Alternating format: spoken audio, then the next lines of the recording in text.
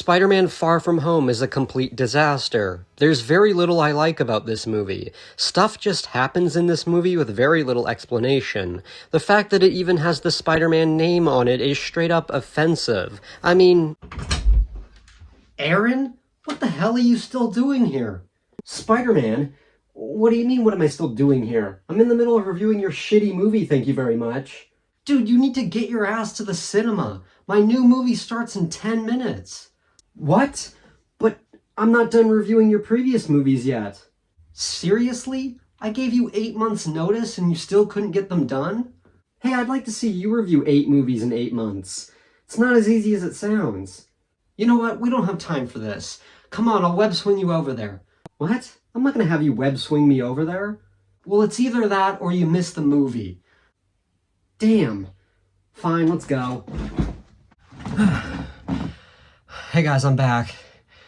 Boy, now I know what that guy on the cover of Amazing Fantasy 15 felt like. But yes, I saw Spider-Man Brand New Day, and from the moment this movie was first confirmed, I was always worried for it, because just based on the stuff we were hearing at the time, it felt like to me, every time we would hear something good about the movie, we'd hear something that sounded not so good. At the time, before the title was revealed, there was talk about how Sony wanted the movie to be another multiverse movie, to which most of the fans were like, fuck no, we don't want it to be another multiverse movie.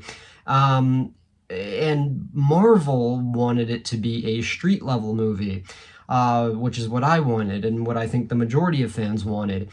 And with the announcement of the title, Spider-Man Brand New Day, thank you for not putting home in the title this time, but just based on the title, it kind of sounded like, okay, yeah, this isn't going to be a multiverse movie. However, even though it was not a multiverse movie, we still got the confirmation of a bunch of characters, it felt like, that were going to be in this movie, and that was another thing that was worrying to me, because they confirmed that the Punisher would be in the movie, Hulk would be in the movie, Sadie Sink is going to be in the movie, but we don't know who she's playing. It's like a mystery character that they're keeping top secret. And a bunch of these Spider-Man villains are going to be in the movie. And to me, it just sounded like it's a lot of stuff for them to balance, and it was kind of giving me like Spider-Man 3 vibes and TASM 2 because of all the characters in those two movies.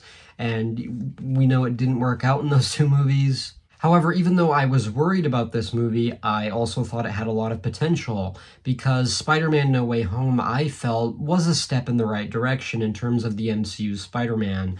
I felt like Peter Parker's character was going in the right direction, and I was like, okay, Spider-Man Brand New Day is going to be a fresh start, and there's lots of potential you can do with that. And so I felt like making this a street-level movie was a good idea for this fresh start. But after all the worrying and the speculation, Spider-Man Brand New Day released on July 31st, 2026. I was 23 years old when I saw this movie. So, did it live up to the potential? Now, I've been hearing a lot of people compare this movie to Raimi's Spider-Man 2 and saying that it's kind of the opposite. In Raimi's Spider-Man 2, Peter Parker gives up being Spider-Man because of the problems that Spider-Man is having on his personal life, his life as Peter Parker. And so he gives up being Spider-Man, and he also loses his powers in that movie. In Spider-Man Brand New Day, because of the events of No Way Home and casting the spell that made people forget who Peter Parker was, Peter Parker in this movie doesn't want anything to do with Peter Parker. He just is Spider-Man in this movie. He focuses on all of his Spider-Man duties, and he avoids interacting with people as Peter Parker. He just doesn't want to live a normal life. He only wants to be Spider-Man. He doesn't want to get close to people. He doesn't want new friendships or people helping him in any way because he's afraid of losing them. So he's like, frick Peter Parker, I'm just going to be Spider-Man now and just deal with being responsible and focusing on the city and helping people. However, you can tell in this movie that Peter is not really happy doing this. Now, in Raimi's Spider-Man 2, it's implied in that movie that the reason Peter loses his powers is a psychological response to him not wanting to be Spider-Man.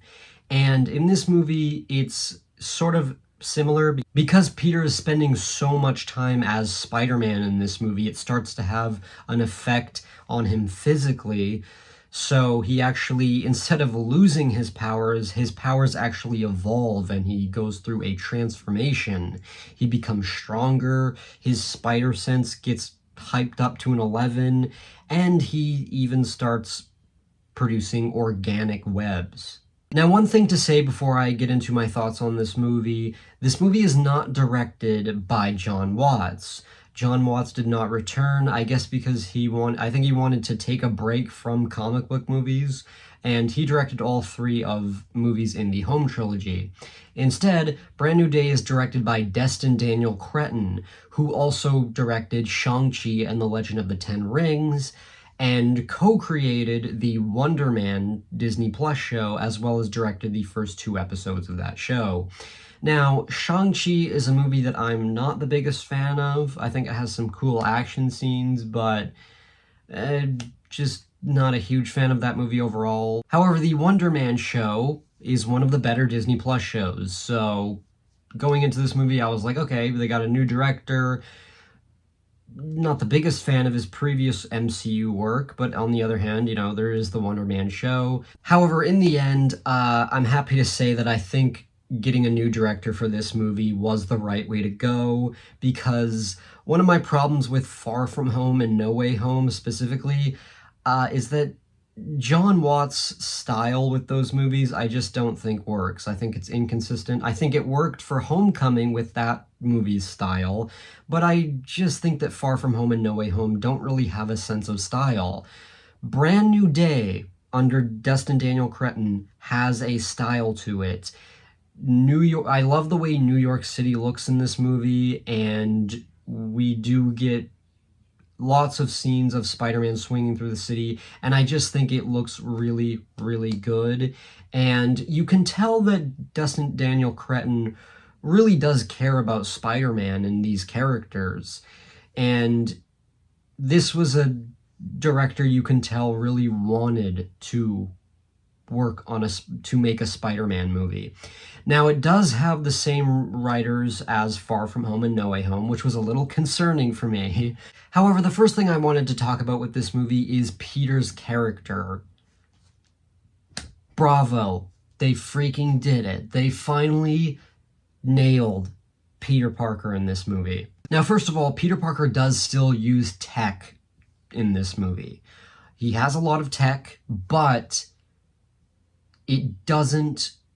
they don't overdo it in this movie like with the Home trilogy and especially, Homecoming. This movie, Peter Parker does use tech, but the good thing is that Peter Parker is not portrayed as a fucking idiot this time, like he is in the Home trilogy. You can tell that he is smart. He creates this tech himself, his web shooters, his new AI that he uses. And again, the AI is not like fucking Karen in Homecoming that does everything for him. He uses the AI to assist him. And he still is able to figure everything out himself. And another great thing is that because there's less emphasis on tech and that he only uses tech to assist him, there's more emphasis on his powers. Thank you.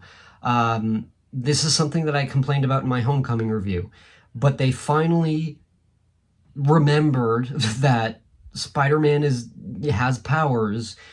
He uses webs a lot more. He actually has like web bombs, like in the PS4 game that he uses web bombs in this movie. I loved that. Like I said, because of the whole transformation he's going into. Again, his powers are emphasized. They use his spider sense a lot more in this movie, which is something I appreciate, because the spider sense was kind of neglected in the trilogy. Peter Parker is also not making dumbass decisions. Like in the home trilogy, he's always making just the dumbest, like, nonsensical decisions, and it just felt out of character. Like, Peter Parker would never make these dumbass decisions, like giving Edith to Mysterio, this guy who he's never met, and fucking up the Doctor Strange spell. Like, it's like those are huge mistakes that basically cause the problems of the movies he's in. He's always the problem with that. He's always the one that causes the problems in these movies.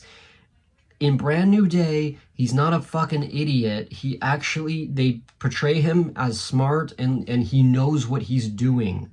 That leads me into my next point.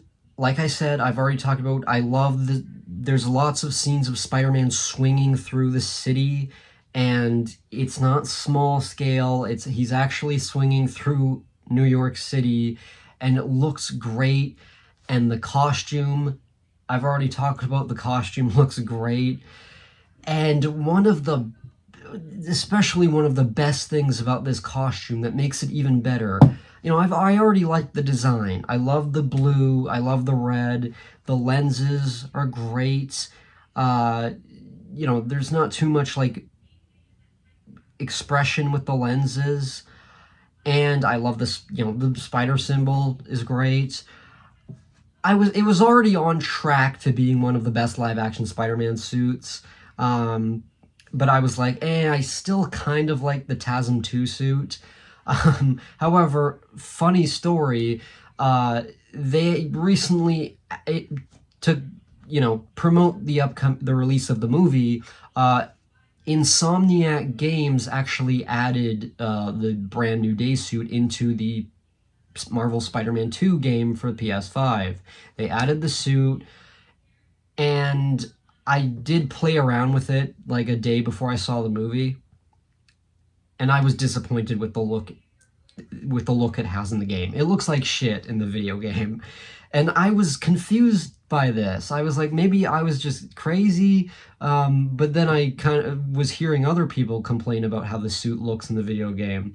The colors are just so off. It doesn't look like the movie at all, and so, playing around with the game, I was like, this is kind of turning me off from this suit. I don't really like this suit anymore, But then I saw the movie, and I went back to thinking the suit looks freaking amazing. Again, it was just a problem with the video game. The video game made me hate it. And I've heard that Insomniac is trying to address the problems. They might make another update in the future that fixes the suit and makes it look more accurate, so that's good. But honestly, watching the movie, I've warmed up more to this suit, and I do think it's better than the TASM 2 suit. This is now my favorite live-action Spider-Man suit. The design is perfect. It is so fucking cool looking, and it just reminds me of, like, the John Romita Sr. Spider-Man from the 60s and 70s. It's perfect. It's like with Captain America Civil War and with, like, the Homecoming suit, it's like they were trying to replicate the Steve Ditko look of Spider-Man, but they fucked it up because they add these unnecessary black lines, and they CG the suit to shit. They mute the colors. It just fucking ruins the Steve Ditko design. The best thing about this suit, I think, is that it's simplistic. They don't add these fucking unnecessary shit to the suit. It's a classic design, and it looks real. It's not covered in fucking CGI bullshit. There was never a moment in this movie where I was taken out by like distracting CG on the suit. It looks real. It looks like he's actually there wearing a freaking costume. Thank you. And another thing I like about this movie is that they don't give him another suit to wear in this movie. He wears one suit throughout the entire fucking movie. Fuck you, Mickey Mouse. I know that was Mickey Mouse, because every single movie in the Home trilogy gave him a new suit to wear, because they have to sell toys. They have to get as many suits in there as possible. It was so fucking obnoxious, and it was so obvious with how greedy fucking Mickey was, because every movie he gets a new costume, and he has like 2 or 3 costumes in each movie. This is the first Tom Holland Spider-Man movie where he just has one costume throughout the whole fucking movie. Thank you. So, right off the bat, visual presentation of this movie. It looks great. The swinging scenes are fun. Just Peter's character is improved. Tom Holland has never been better as Spider-Man than in this movie. His suit looks great. It looks real. Holy shit. Thank you. You know, the movie opens with this amazing fucking montage where he's apprehending various villains, which I find it really great. It's almost like it's a nod to Raimi's Spider-Man 4 that was never made. In that movie, it was supposed to open with a montage of Spider-Man apprehending various villains. That's how this movie starts. We finally get Spider-Man 4. This is the first time we're getting a Spider-Man 4, and it opens the way Raimi's Spider-Man 4 was supposed to open. That's fucking awesome. That's not only is that a cool nod, but it just, again, it looks great. You've already seen this from the trailers, but they recreate comic covers. They recreate Amazing Fantasy 15, Amazing Spider-Man 346, 345. I honestly can't remember. I think it's in 340 something. You know, they recreate a Scorpion cover. Tarantula, Amazing Spider-Man 134. Again, this is just going off the top of my head. These numbers could be off, but they recreate comic covers. Oh god, it looks great. I also love the lighting in these scenes. We get something I complained about with the Amazing Spider-Man 1 was that almost every single scene took place at night, and it's because Sony wanted it to be like The Dark Knight. What I like about this movie is that there's a variety. Sometimes we get scenes of Peter swinging around at night, sometimes in the daytime, sometimes in a rain setting, which was fucking awesome. Sometimes, sunset, at dawn. Like, it's fucking great. The variety with the swinging scenes. Thank you. Like, I like Spider-Man swinging around at night, but not for the whole fucking movie, and when you try to make it like Batman. Now I want to talk about the characters in this movie. Now, there's not, in terms of like the supporting cast, there's not really a ton of new additions. Zendaya does return as MJ. Jacob Batalon returns as Ned Leeds / Genki Lee / whoever the fuck he's supposed to be.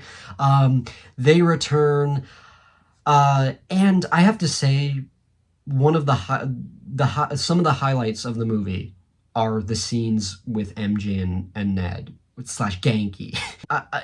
I'll get into this when I review Far From Home and No Way Home, but I'm not the biggest fan of the relationship between Peter and MJ in these movies, and I'll explain. I'll go more into it in those reviews. But even though I'm not a big fan of the relationship, I thought they did a good job. Very emotional with these scenes between Peter and MJ talking to each other. Obviously, no one knows who he is. His identity is completely hidden. By the way, that's another thing I was going to mention. Something I like about this movie is that Peter, because of the spell and everything that happened in No Way Home, he's very protective of his identity in this movie. And it's also kind of weird because, like, every other fucking movie, he doesn't give a fuck about his identity, even though it's a big deal in the comics. Like, the MCU has never treated Spider-Man's identity as like a big deal. Like, oh, whatever. But it's like, it is a big deal. I like that he actually is protective of his identity. He's like, no, I can't let anyone see my face. It's great. And it leads to some emotional scenes between Peter and MJ. MJ doesn't know who he is. Ned doesn't even know who he is. No one knows. Like I said, he's never felt more like Spider-Man. This is Spider-Man. Like I said, in No Way Home, it was a step in the right direction. He was starting to feel more like Spider-Man in that movie. Certainly more so than in Homecoming, and especially Far From Home. But it still wasn't perfect in that movie. In Brand New Day, I can say that I didn't question it. He is Spider-Man in this movie. Now, another thing regarding the characters in this movie I like is that Flash Thompson does not return in this movie. Peter's dumbass teachers do not return in this movie. Happy does not return in this movie. Basically, what I'm trying to say is the annoying dumb fuck characters do not return in this movie. And that leads me to my next point. The comedy in this movie.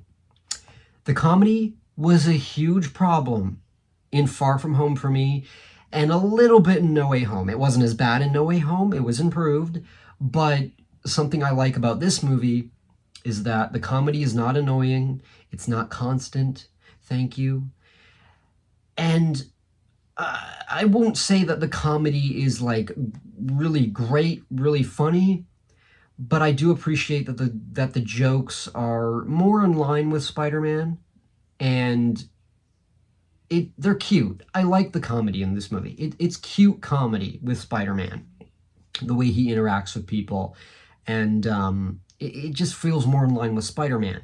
I talked about that one scene in Homecoming, the enhanced interrogation where he's talking to Miles' uncle, Aaron Davis, and he's using like the voice changer.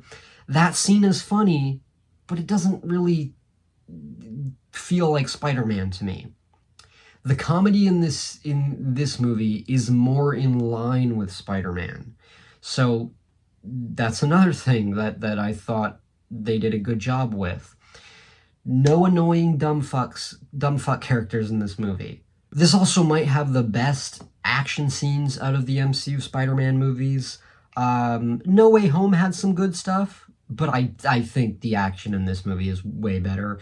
And like I said, I think a lot of credit goes to Dustin Daniel Cretton. His style and the way that the action scenes are in this movie. Again, they made the right choice switching directors, I think, because the action scenes are really great. You've seen part of it in the trailer, so I don't think this is a spoiler, but like the scene where he's fighting the hand, those ninjas, it's great. And again, like I said, emphasis on Peter's actual powers and less on tech. That also helps make the action scenes more visually appealing. I also would like to praise the performances. A lot of people I've heard people praising Tom Holland. Tom Holland's great in this movie. Like I said, highlights of this movie are his interactions with MJ and Ned. Just great. Very emotional, and Tom Holland nails it. So that's pretty much all I have to say in regards to the stuff that is not major spoilers. So I will now be getting into major spoilers, so there's your warning. Now, the first thing I have to talk about, I mostly want to talk about the other big characters that are in this movie. And this is where I'm mixed on the movie. Now, first I want to talk about The Punisher. Of course, The Punisher is in this movie, and this was one of the things that I was concerned about. going in, because this is the first time Punisher is in an MCU movie. He was previously only in shows that were TVMA. So he's now in a PG-13 setting, which I was concerned about. Like I said, I was like, I don't know if that's going to work. I was just worried that the character would come across as a bit alien and not really feel like the same character. However, John Bernthal, who plays the Punisher, he's very passionate about the character, and he's very protective of the character. I think I've talked about this, but he's always wanting to make sure that the Punisher is portrayed correctly, and that, you know, he's like the violent Punisher that we all like. The Punisher One Last Kill special that came out earlier this year in May, that special is very grisly, it's very bloody, and it's violent, and it's earned its TVMA rating. And then you have his next appearance interacting with Spider-Man in a PG-13 setting. I was just worried that there was going to be such a drastic change there between appearances. And one thing I will say about this movie is that even though the Punisher is toned down in this movie, like you don't see a lot of blood in this movie. You know, you don't see the Punisher mowing people down. But at the same time, it's not that I like that they don't completely assassinate his character. He still feels like Punisher in this movie, even though you don't really see him do anything Punisher-like. And I think that's going to be something that's could be a problem for some people, because this is kind of leading to more towards, I'm kind of mixed, because even though I really like what they did with the Punisher in this movie, he's able to kind of help Spider-Man with his dilemma in this movie about thinking that, you know, he doesn't really want to involve other people. He just wants to just be alone and just be Spider-Man. But of course, Frank Castle, the Punisher, is like, you know, I'd give anything to have my family back. You know, you think that, what, I'm just alone because I choose to be? Like, I mean, he's able to, you know, help Peter see that he doesn't have to be alone in this.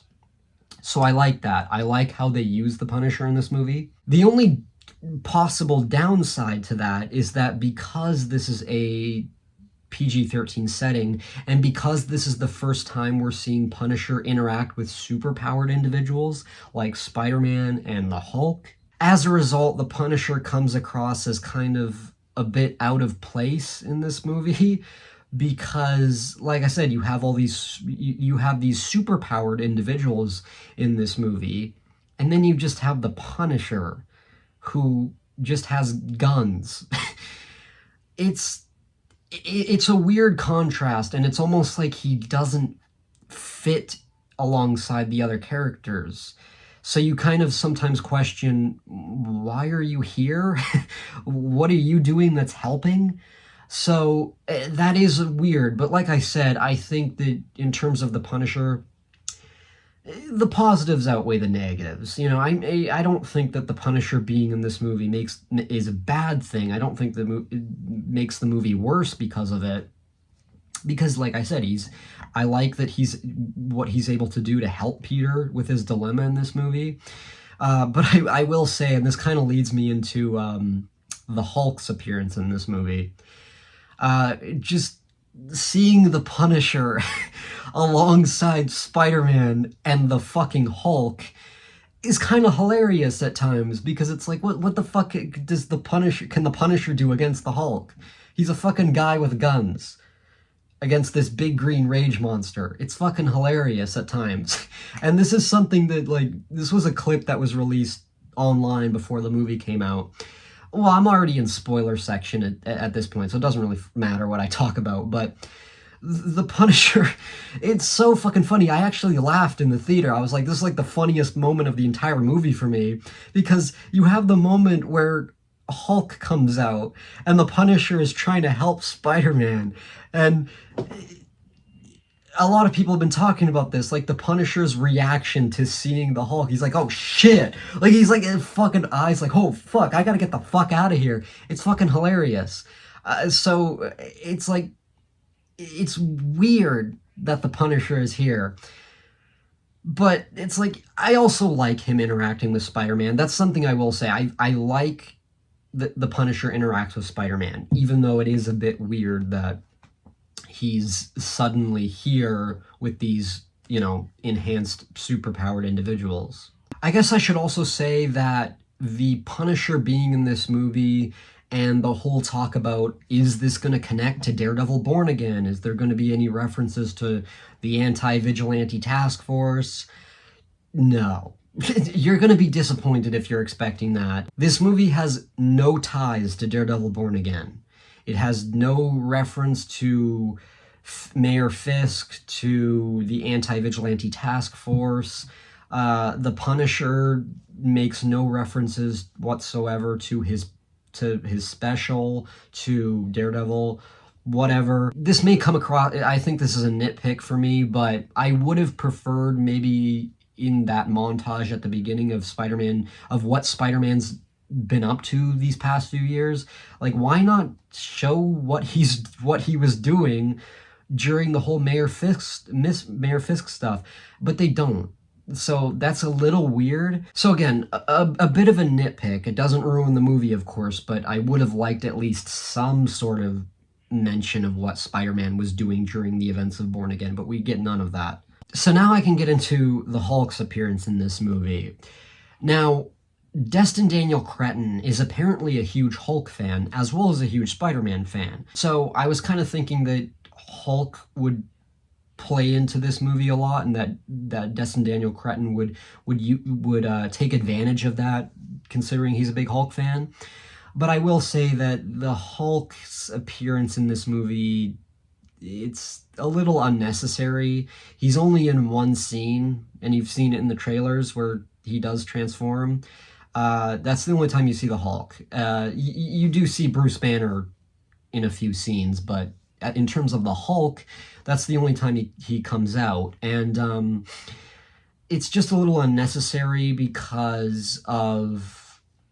I'll get into it, but the stuff with the main villain in this movie, Spider-Man and Punisher are dealing with this villain who has mind control powers, and so her mind control powers end up unleashing the Hulk. The rage monster Hulk, not the smart Hulk that we've seen previously. It's the big rage monster Hulk, finally, which a lot of fans have been wanting to see. So I think that's kind of like, okay, Destin Daniel Cretton is a huge Hulk fan, so he's finally able to give the fans what they've been wanting for a while. They want to see the rage monster again. They don't want smart Hulk. So this is their excuse to give us rage monster Hulk. But it does feel like kind of a lame excuse to me, because Peter in this movie, in order to try to suppress his transformation, he creates this inhibitor chip that he puts on the back of his neck. And it seems to work at first, and then he starts having problems with it, like it's overheating and it's conflicting with his tech. So he tries to use it on Bruce Banner when he's in danger of hulking out. And it just is like, yeah, it's like, put this on, Bruce. But he doesn't, and it's like, it's too late, he's transforming into the Hulk. That scene just kind of felt like you could have just easily just put the chip on him and prevented this. It just kind of seemed a bit like a lame excuse. Like, it felt like fan service for the sake of fan service. Like, No Way Home, obviously, with all of its multiverse shit and cameos, yes, it's fan service, but it felt like they weren't like, okay, fan service for the sake of fan service. There was a reason for the fan service in that movie. Whereas Hulk's appearance in this movie, yeah, there's no reason for it. It's just fan service for the sake of fan service. With that being said, I liked the scene. I thought it was cool.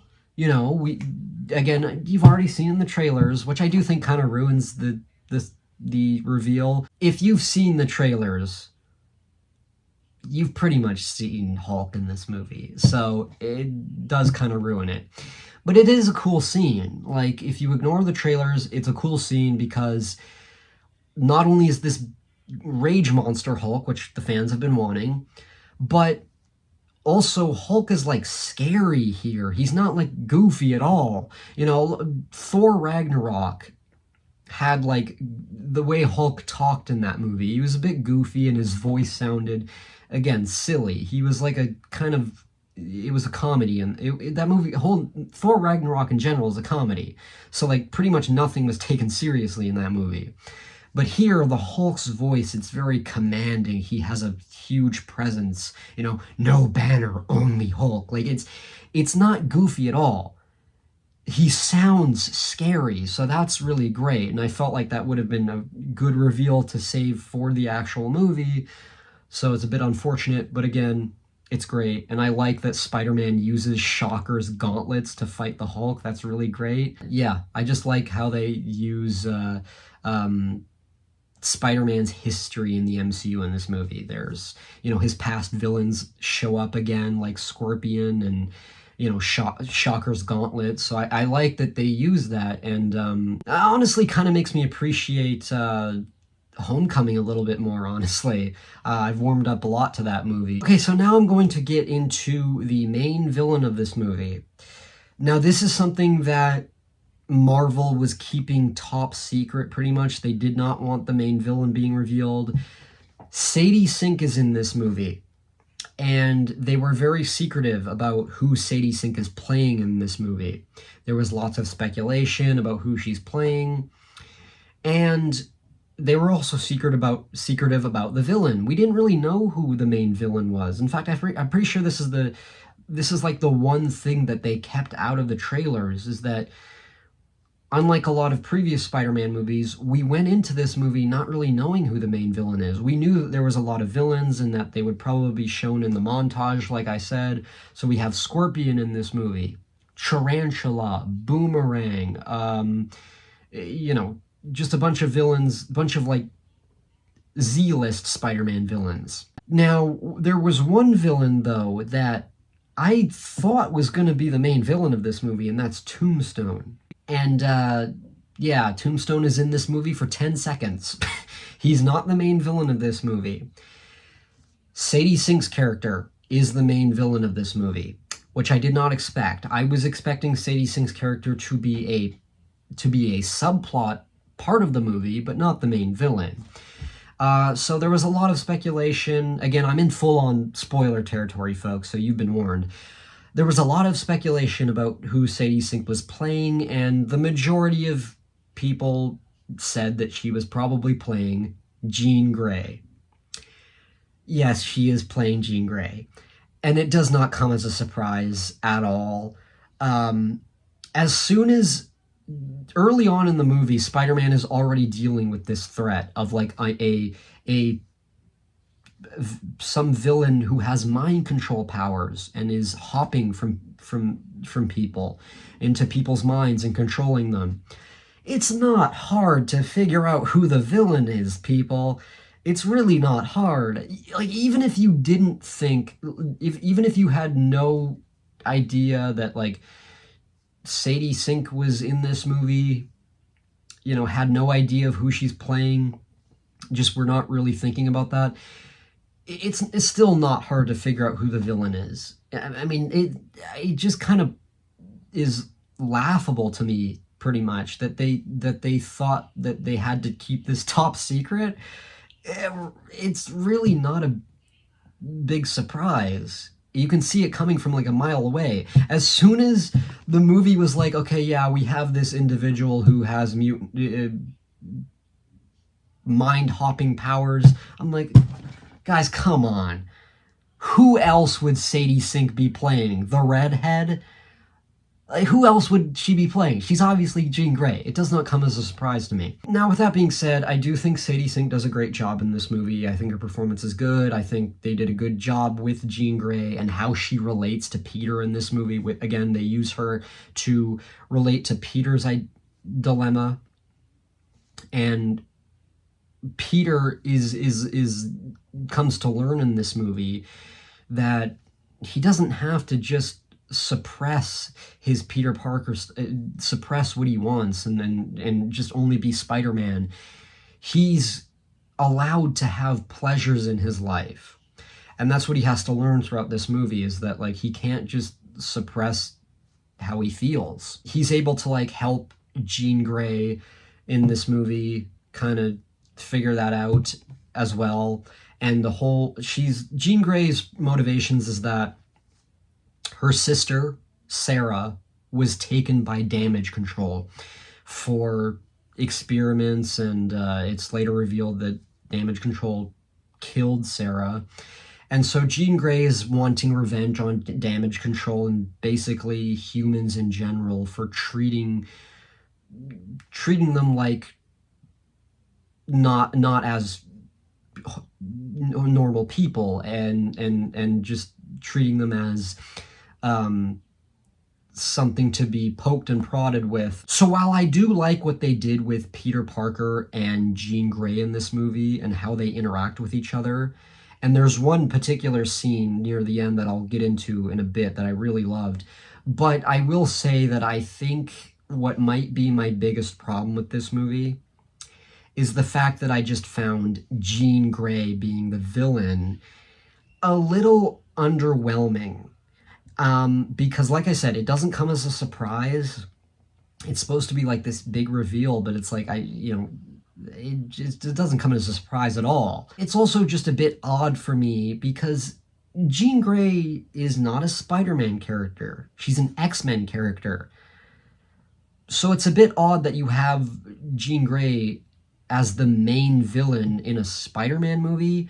So I think that's what's kind of like turning me off a little bit, because it's like I was expecting a Spider-Man villain and having Jean Grey in this movie as the main villain is just a bit odd for me. Again, not saying it was horrible, you know. They did a good job with Jean Grey as the villain.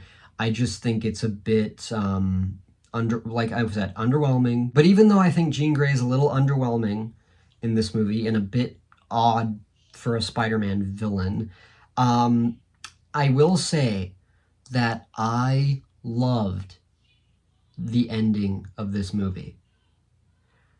I loved what they did with the whole Jean Grey getting inside of Peter's head and they're talking inside of his head, and they do something that I would never have expected in a million years. Now, going back to my Spider-Man Homecoming review, I complained about the ending of that movie and how they took something that was a huge moment in the comics, Aunt May discovering Peter as Spider-Man, and they turn it into a fucking joke. Now, this is a problem with Far From Home 2 that I'll get into when I review that piece of shit, but that's also a problem in that movie. There's no scene where Aunt May actually sits down and talks to Peter about what she's just discovered. And again, I never thought in a million years that they'd go back to this, but they did. They use the moment that Peter's thinking about in his head when Jean gets in his mind, and they use this as an opportunity to go back to the ending of Spider-Man Homecoming, where Aunt May discovers Peter as Spider-Man. But it's not a fucking joke. They actually use it as a flashback, and it's Aunt May sitting on Peter's bed talking to him about Spider-Man. And, I don't think it's the most amazing thing ever. It's not as good as the moment in the comics. But holy shit, it's taken seriously? I can't believe they actually went back to that. Like, it's a huge complaint for me. Like, we never see that in the Home trilogy. And they take the opportunity to go back to that moment. Holy shit. That was like the biggest surprise of the movie for me. One of my favorite scenes, honestly. That was amazing. Thank you. Bravo. Like I said, it's not the best scene ever. I think the comics did it better. But I so appreciate them for doing this. Thank you for acknowledging this, at least in some way. It's just, and it's used in a clever way too. Like I said, with you know, Aunt May talks to Jean Grey in Peter's memory, and it's just like they're having this like little battle inside, like mentally in their head. Holy shit, that's a clever use of going back to that scene. It's just showing us something that we hadn't seen before and using it in a clever way. I mean, it's just, holy shit. That was amazing. I love just the use of the characters in this movie. The use of all the characters in this movie, with the possible exception of Hulk. I think he was unnecessary, but I do think his scene was cool. I guess the only other thing I can talk about is the post-credit scene. There is no mid-credit scene, there's only a post-credit scene. And for context, Ned, or Genki in this movie, whatever, Ned Genki, in this movie, he makes a Spidey tracker app. He creates this Spidey tracker that's supposed to track wherever Spider-Man's whereabouts is, in the city or, you know, other places, whatever. And I really, really liked this aspect because there's a scene where Peter is talking to Ned. Ned doesn't know who he is, of course. And Ned explains, you know, Spider-Man saved me and MJ a lot in high school. He seemed to always be around us in high school, not knowing Spider-Man is Peter Parker. And I really liked that details. Like, it's a sweet and kind of sad moment. Like, it's like they're trying to figure out who Spider-Man is because they know that it was someone in their life that they knew. They just don't know. They don't remember, of course. And so I like that Ned creates this Spidey tracker to kind of figure things out and kind of figure... he has like all these things set up on the wall trying to figure out Spider-Man's identity, not to expose him or out him, but just to be able to thank him face to face. He says that to Peter, which is a moment that I love. I thought that was such a sweet and just emotional moment. You know, Ned's talking to Peter, who he doesn't know is Spider-Man, saying, you know, I just wish I could thank him for everything face to face and figure out who he is. And Peter's just like, oh, you know, wow, there's like a slight smile on his face. Like, it's so good.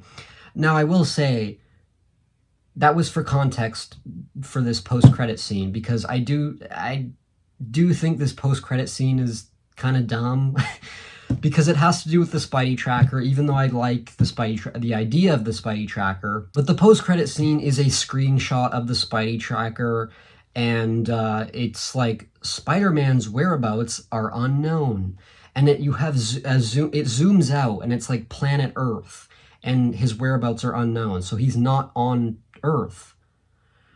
So, and I thought that was like, okay, that's a good, you know, it's a good tease. I had no problems with it up until that moment.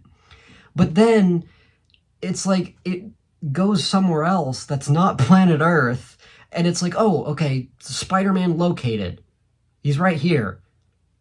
But how the fuck does an app know where Spider-Man is when he's not on Earth? Like, it doesn't... what? The Spidey tracker is able to locate Spider-Man on some alien planet? It doesn't make any sense. So that's what was ridiculous about this post-credit scene for me. It's clearly trying to set up Spider-Man's inclusion in Avengers Doomsday. If not Doomsday, definitely Secret Wars. And it makes sense. Like, yeah, you know, I kind of expected something like that to set up Doomsday or Secret Wars. but it just doesn't make sense as a post-credit scene. It doesn't work. So I just thought it was silly. But overall, I'm very, very satisfied with this movie.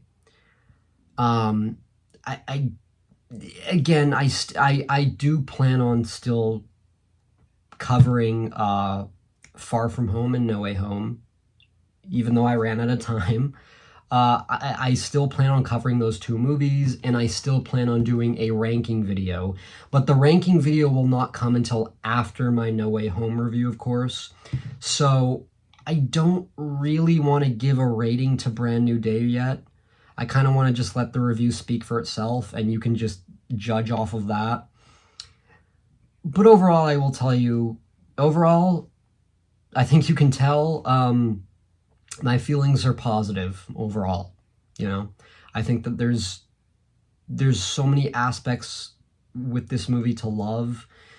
Peter's character, the way Spider-Man is portrayed, just the way the characters are utilized. Ned and MJ scenes, the comedy, the movie takes itself seriously. It has jokes, like I said, but for the most part, they're not constant. This movie takes itself seriously, and I like the jokes. The jokes are cute. They're cute Spider-Man jokes that are related to Spider-Man. Movie looks visually beautiful. Only real problems, again, I think this is one of those movies where I want to see it again just so that I can finalize my thoughts, I guess. I overall have a better feeling about this movie because when I saw No Way Home for the first time, I really liked No Way Home the first time I saw it, but after subsequent rewatches, it just kind of became worse for me, and I'll explain why when I review that movie, but it's just, I don't feel the same towards Brand New Day. I feel like Brand New Day is going to be a movie that stays positive for me, even when I rewatch it. It might change a little bit for me, but not. I don't think it's going to change in the way that No Way Home changed for me. So overall, I have a very positive feeling towards this movie, and yeah, I will reveal where it is in my ranking video. So stay tuned for that. I will say this movie is just kind of bizarre in a way because, you know, Tom Holland has now been playing Spider-Man for 10 years now. And we've seen so many changes with his character between, you know, his appearances in Civil War and Avengers and his disaster trilogy. You know, it's just watching Brand New Day. It's like so bizarre because, like I said, there's times where it doesn't even feel like the same character as he was in previous films because they've changed this iteration of Spider-Man so much. For the better, of course. I mean, I think that, you know, No Way Home definitely improved his character from Homecoming and Far From Home, and Brand New Day improves it even more. So it's just so weird to go back to the older movies now because it's like the difference is night and day. It's absolutely crazy. But yeah, 10 years that Tom Holland has been playing Spider-Man now. Yeah, if they can continue with this and hopefully make have Brand New Day the start of a new trilogy, which I'm assuming it is going to be a trilogy, the Day trilogy perhaps, or the new trilogy. I don't know what it's going to. I feel like they're probably going to do a similar title thing with the Home trilogy. They're probably going to have each movie have the word new in the title or the word day in the title. I don't know. But if they can continue with this portrayal of Spider-Man, Tom Holland could possibly be on track to be the best live-action Spider-Man, which is something that I never thought I would ever say like 5 years ago. I have to give him a lot of credit, you know, because this guy's a great actor. Tom Holland's a great actor, and it does seem like he really does care about the character. I mean, he actually had a lot of input with Brand New Day. He's not credited as one of the writers, but apparently he did talk about that he was pitching ideas and like involved in the creative process. So yeah, thank you to Tom Holland. He's now stuck with this character the longest out of any live action Spider-Man actor. And I'm not counting Tobey and Andrew's appearances in No Way Home, because it doesn't really count. Tom Holland has been playing this character consistently for 10 years, without any breaks like Tobey and Andrew. So even though Brand New Day is out and this whole Spider-Man marathon that I'm doing is kind of redundant, I guess now, I still hope that if you've been watching my Spider-Man reviews, you will stick around for when I review Far From Home and No Way Home and my ranking video. Hope you guys enjoyed this video, and I will see you in the next video. Have a good night.